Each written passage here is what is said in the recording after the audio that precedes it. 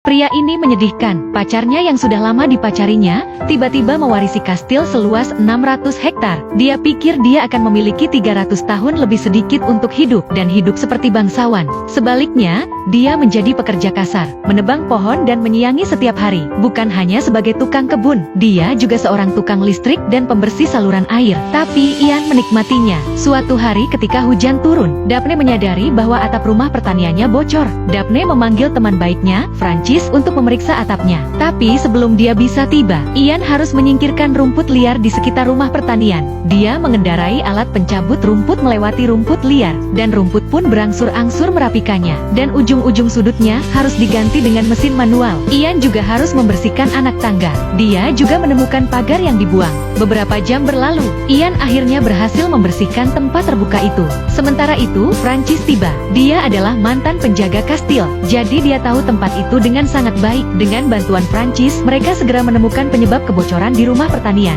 Genteng-gentengnya telah rusak, beberapa genteng telah rusak, dan kebocoran itu telah menyebabkan beberapa kayu membusuk. Rumah itu harus diperbaiki sesegera mungkin. Tentu saja, Franciscus dan para pekerjanya diberi tugas saat memperbaiki atap rumah pertanian.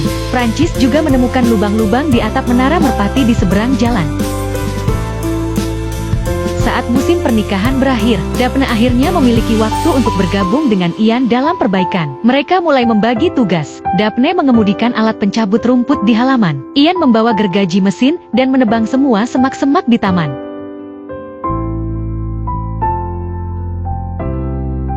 Setelah membuang sampah, Ian melihat dari drone bahwa halaman rumput itu tampak sedikit ditumbuhi semak-semak. Jadi Ian mengambil cangkul dan sekop dan mulai menggali, mencoba menemukan penyebabnya. Setelah sekitar 1 jam menggali, Ian berhasil menggali batas batu yang tersembunyi di halaman. Tapi hari sudah mulai malam. Dia berencana untuk memberitahu Daphne tentang kejutan itu besok saat dia sudah menggali semuanya. Keesokan harinya Daphne sedang mengganti jendela-jendela di kastil dengan kaca baru. Ian diam-diam mengambil peralatannya dan pergi ke kebun. Dan dengan susah payah, dia akhirnya berhasil mengupas seluruh pinggiran salah satu kaca.